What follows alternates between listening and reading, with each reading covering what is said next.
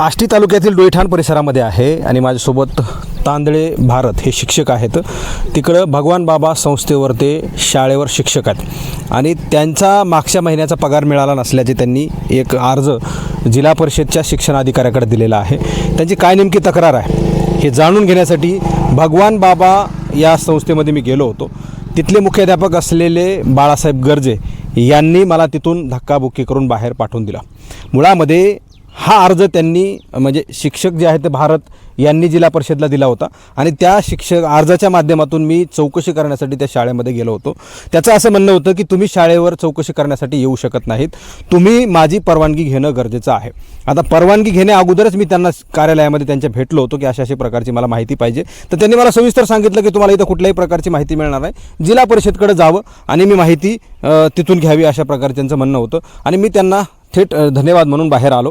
त्याच्यानंतर हे शिक्षक त्या ठिकाणी उपस्थित आहेत की नाही हे मला त्या ठिकाणी प्रूफ हवा होता, पुरावा हवा होता.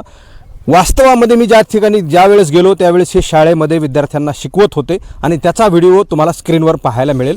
ते त्या ठिकाणी शाळा शिकवत होते, याचा अर्थ ते शाळेमध्ये गैरहजर नाही आहेत. मात्र जाणीवपूर्वक खोडसाळपणा करून त्यांना गैरहजर दाखवण्यात आले का, या सगळ्या गोष्टी त्यांच्याकडून जाणून घेणार. तुमचं मराठी महाराजमध्ये स्वागत आहे. तुमची नियुक्ती कोणत्या साली या संस्थेमध्ये झाली होती?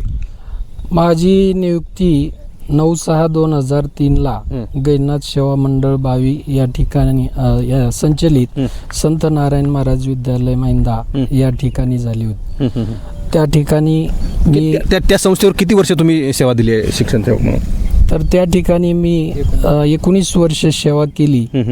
तर कसल्याही प्रकारचं मी अनियमितता केली नाही. वेळेचं बंधन सर्व काही गोष्टी मी त्या ठिकाणी पाळल्या. अध्यापनाचं कार्य उत्कृष्ट मी केलं आणि त्याच्यानंतर माझी जून 2021ला गैरनाथ सेवा मंडळ बावी संचलित संत भगवान बाबा विद्यालय बावी या ठिकाणी माझी ज्यावेळेस बदली झाली त्यावेळेस शाळेला इमारत नव्हती. ती शाळेची इमारत मी आल्याच्या नंतर सर्व 2 मजली इमारत बांधलेली आहे. आणि इमारत नसे तिथं कुठं भरायची शाळा आहे अगोदर? याच्या अगोदर गावाच्या पलीकडे भरत होती. म्हणजे काय होतं तिथे शाळा, शेड वगैरे, पत्र शेड होतं. शेड कधी बांधली संस्था पुन्हा 2 मजली? जूनच्या म्हणजे नंतर म्हणायचं. बरोबर. पण आता संस्थेकडून तुमच्या विरोधात तक्रार देण्यात आली किंवा मग तुम्ही गैरहजर असता असं सांगण्यात आलेलं आहे, तुम्हाला नोटीसही आलेली पोस्टानं. तर हे सर्व आरोप जे आहे ते धांडात खोटी येतं.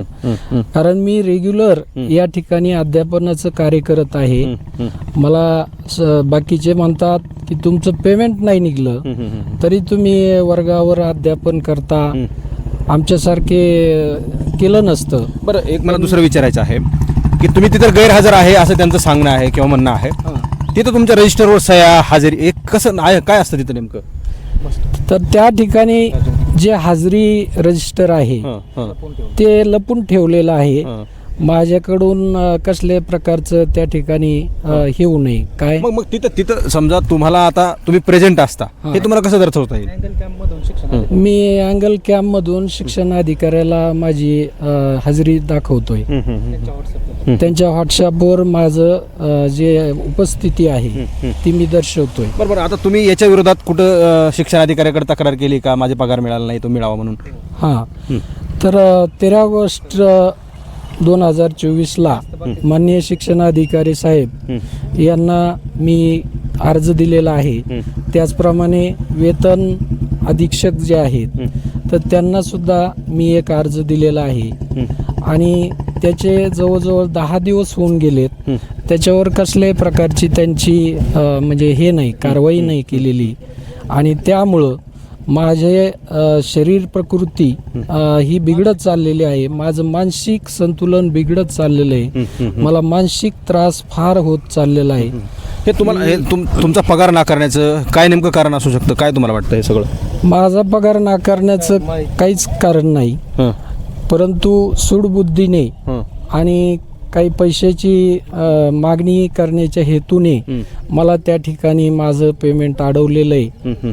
कशासाठी मागणी केली जाते पैशाची? काय, किती द्या, कशासाठी द्या, काय? तर ते पैसे इमारत निधी किंवा अशा प्रकारे करायचे किंवा कधी कधी मग असंच करावं लागतं. सर्व्हिस जर करायची असेल तर मग आपल्या बापाचा सगळा पगार नाही, अशा प्रकारे बोललं जातं. तुम्ही वर्गामध्ये कितवीपासून कितवीपर्यंत शिकवता? मी 8वी ते 10वी पर्यंत विज्ञान या विषयाचं अध्यापन करतो. त्याचप्रमाणे जून 2021 पासून मी गणित हा विषय त्या ठिकाणी चांगल्या प्रकारे तयारी करून शिकवत आहे. विद्यार्थ्याचाही चांगल्या प्रकारचा प्रतिसाद त्या ठिकाणी मला मिळतोय. अशा प्रकारे मी अत्यंत प्रामाणिकपणे नियमितपणे अशा प्रकारचं मी अध्यापन करत आहे. तरीही माझ्यावर अशा प्रकारे त्यांनी अन्याय करून माझ्या कुटुंबाचा या ठिकाणी उदरनिर्वाह या वेतनावर होत असल्यामुळं माझे कुटुंब उघड्यावर पडण्याची दाट शक्यता आहे. तुम्हाला जिल्हा परिषद प्रशासन काय सांगायचं का, काय कराल त्यांनी? तर जिल्हा परिषद प्रशासनाने मला सत्य पडताळून न्याय द्यावा अशी मी सर्वांना नम्र विनंती करतो. तर हे होते भारत तांदळे, हे शिक्षक आहेत. मी सुरुवातीला सांगितल्याप्रमाणे मी त्या ठिकाणी गेलो होतो. तुम्ही व्हिडिओसुद्धा स्क्रीनवर पाहिला असेल की त्या व्हिडिओमध्ये हे तिथं अध्यापनमध्ये शिकवत असताना दिसतात. मी त्या ठिकाणी व्हिडिओ चित्रीकरण करत असताना तिथं मुख्याध्यापक आहेत बाळासाहेब गर्जे. त्यांनी येऊन मला म्हणले, का रे बाबा, तिथं व्हिडिओ काढायला तुला काय कोणी परवानगी दिली? आणि मी या ठिकाणी त्या शिव्या देऊ शकत नाही. त्या शिवीगाळ मला त्यांनी करून धक्काबुक्की बाहेर करून टाकली. मुळामध्ये पत्रकारांना ह्या सगळ्या गोष्टी सहन कराव्या लागतात. मात्र इथं कशा प्रकारची मुजोरी आणि कशा प्रकारची मस्ती इथल्या राजकीय लोकांना आहे. त्या महत्त्वाचं सांगायचं झालं तर ही जी संस्था आहे गहिनीनाथ सेवा मंडळ आणि त्याच्या संचलित असणारी भगवान बाबा ही जी काही संस्था आहे, किंवा मग भगवान बाबांनी आम्हाला जे काही शिक्षा घरदारं विकून जमीन विकून शिकायला सांगितलं होतं, तिथं भगवान बाबाचं नाव संस्थेला दिलं. मात्र भगवान बाबांची तत्त्व जे आहेत इथला संस्था चालक जे आहे ते पाळत नाही आहे. माजी जिल्हा परिषद अध्यक्ष सविता गोलार यांचे ते पती आहेत आणि या गोलार यांच्या संस्थेवर अशा प्रकारचा हा व्यवहार या ठिकाणी होतो आहे. मी त्या ठिकाणी गेलो आहे. मुख्याध्यापकाला विचारलं की अशा प्रकारचा अर्ज आहे, हे इथं उपस्थित असतात का, एवढंच त्या ठिकाणी विचारलं. ते म्हणाले इथं तुम्हाला माहिती मिळणार नाही, तुम्ही तिथं संस्थेमध्ये जायचं किंवा जिल्हा परिषदमध्ये जायचं, तिथून माहिती मिळाली. मी त्यांना धन्यवाद देऊन वापस आलो होतो आणि मला त्यांना पुरावा हवा होता की हे त्या ठिकाणी शिक्षक असतात की नाही. त्यांनी सुद्धा सांगितलं की मी अँगल कॅमचा जो काही व्हिडिओ फोटो जो आहे तो तिकडं ह्याला शिक्षणाधिकाऱ्यांना पाठवतोय आणि कुठेतरी ह्या सगळ्या गोष्टी त्यांना खटकल्या असतील. बाळासाहेब गर्जे नावाचा जो काही मुख्याध्यापक त्या ठिकाणी होता त्यांनी मला धक्केबुक्की केली आहे. मी त्याच्या विरोधामध्ये आता पोलिसांमध्ये तक्रार करणारच आहे. मात्र अशा प्रकारच्या गैरव्यवहार, अशा प्रकारचे गैरकारभार मराठी महाराष्ट्र कधीही खपवून घेणार नाही आणि यानंतर संस्था आणि काय नेमक्या गोष्टी त्या ठिकाणी चालतात हे मराठी महाराष्ट्राच्या माध्यमातून मी बाहेर काढल्याशिवाय राहणार नाही. तर हे भारत तांदळे यांचे भाऊ आहेत कृष्णा तांदळे. अर्जामध्ये जी नोटीस यांना पाठवली होती त्या नोटीसमध्ये असं म्हटलं आहे की तुम्ही गैरहजर आहात, कुठल्याही प्रकारची माहिती आम्हाला न देता, कोणाच्याही नातेवाईकांच्या मार्फत किंवा मग कोणाच्या मार्फत आम्हाला शाळेला तुम्ही गैरहजर आहेत अशी माहिती न देता तुम्ही आम्हाला गैरहजर राहिलात असं त्यांचं म्हणणं आहे. मात्र ते रेग्युलर शाळेवर हजर आहेत. त्यांचा भाऊ हा त्यांचं म्हणणं म्हणजे नोटीसला म्हणणं मांडण्यासाठी तिथं संस्थेमध्ये गेला होता. त्याच्यासोबत काय नेमकं झालं, माझ्यासोबतच ते होते. मला खरं तर शाळेचा रस्ता माहीत नव्हता, शाळा माहीत नव्हती. ते रस्ता दाखवण्यासाठी मला शाळेमध्ये आले होते. त्यांच्यासोबत काय झालं ते सुद्धा होते या ठिकाणी. मला त्यांनी धक्काबुक्की केल्याचं माझ्याकडे व्हिडिओ आहे आणि त्यांना धक्काबुक्की केल्याचं माझ्याकडे व्हिडिओ आहे. तुम्ही शाळेमध्ये गेला होतात, कसं वर्तन आहे आणि काय तुमच्या भावाला त्रास दिला जातो? आता हे असं आहे, दिनांक 22 तारखेला 22 ते 23 तारखेला पोस्टाद्वारे मुख्याध्यापक संत भगवान बाबा विद्यालयाचे मुख्याध्यापक बाळासाहेब गर्जे यांच्या मार्फत नोटीस आलती. ती मी घेऊन आमचे बंधू भारत तांदळे यांच्याकडे दिली. तर त्याच्यात त्यांनी गैरहजर असल्याचा आरोप केलेला आहे. पण हा त्यांनी जो आरोप केलेला आहे पूर्ण धांदात खोटा, चुकीचा आणि एकदम मानसिक त्रास देण्याच्या दृष्टिकोनातून ती नोटीस काढल्याची दिसते. तर विषय असा आहे, त्या नोटिसीला उत्तर देण्यासाठी त्याचा खुलासा करण्याचं त्यांनी त्याच्यात सांगितलेलं होतं कुटुंबाच्या सदस्यामार्फत, कुणाही मार्फत.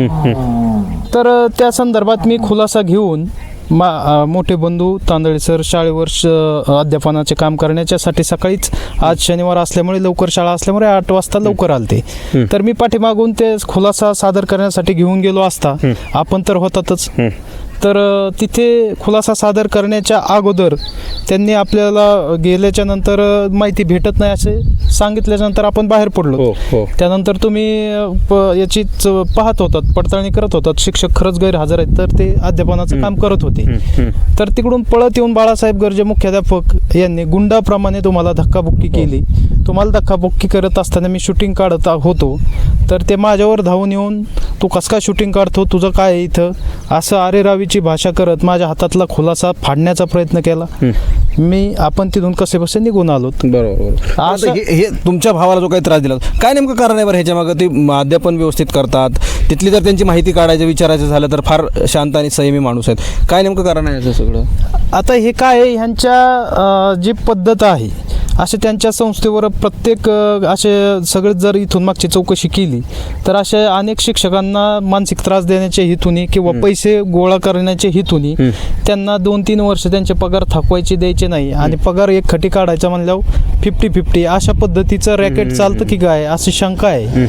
तर त्याच पद्धतीने आमचे बंधू त्यांना पगार थकवून त्यांना बी हेच करायचं आहे असं दिसतंय. त्यामुळे यांनी हा प्रकार केलेला आहे. दर दिवस शाळेत उपस्थित आहेत नसल तर शिक्षण अधिकाऱ्यांनी, उच्च अधिकाऱ्यांनी एक समिती स्थापन करून विद्यार्थ्यांना, पालकांना गोळा करून चौकशी करावी. आमचे काही मत नाही.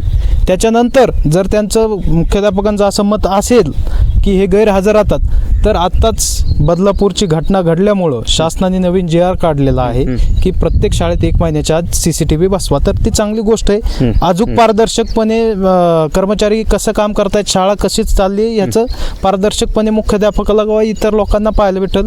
आणि माझी एक मागणी आहे की कर्मचाऱ्यांचं बायोमेट्रिक मशीनद्वारे बिलकुल थंब घेऊन उपस्थिती हे करा. बायोमेट्रिकचं तर अगोदरच आहे, मात्र इथं का तसं केलं नाही माहीत नाही. आता हे अशीच हुकुमशाही म्हणा, एकदम ह्या पद्धतीने जर कामकाज चालत असेल संस्थेत, असे शिक्षकांचं त्रास देऊन विद्यार्थ्यांचं न भरून येणारं नुकसान होत आहे, याचं थोडं प्रशासनाने लक्ष देऊन अशा संस्था चालकांना, अशा मुजोर मुख्याध्यापकांना चाप बसवला पाहिजे. तर अशा प्रकारचे हे सगळा प्रकार आहे. आम्ही जर पाहिलं तर शाळेमध्ये जात असताना विद्यार्थ्यांना तिथं रस्ता नाही आहे. आम्ही मध्ये जात असताना पूर्णपणे असं आम्हाला पायी जाता येत नव्हतं. आम्ही गाडीसुद्धा फिरून त्या ठिकाणी नेली. मात्र हा सगळा प्रकार अत्यंत निंदनीय आहे. एक शिक्षक प्रामाणिकपणे त्या ठिकाणी शिकवण विद्यार्थ्यांना जे आहे ते अध्यापन करायचं काम करत असताना त्याला कुठेतरी खोडा घालण्याचा हा सगळा प्रकार आहे. माजी जिल्हा परिषद अध्यक्ष सविता गोलार यांचे पती आहेत विजय गोलार आणि त्यांची ही संस्था आहे. मला वाटतं जिल्हा परिषद अध्यक्ष असताना या सगळ्या गोष्टी तुम्हाला कशा काय शोभतात.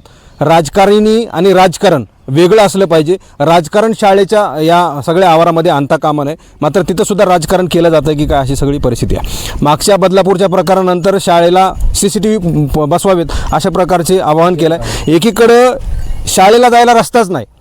बायोमेट्रिकची व्यवस्था फार पूर्वी निघालेली आहे.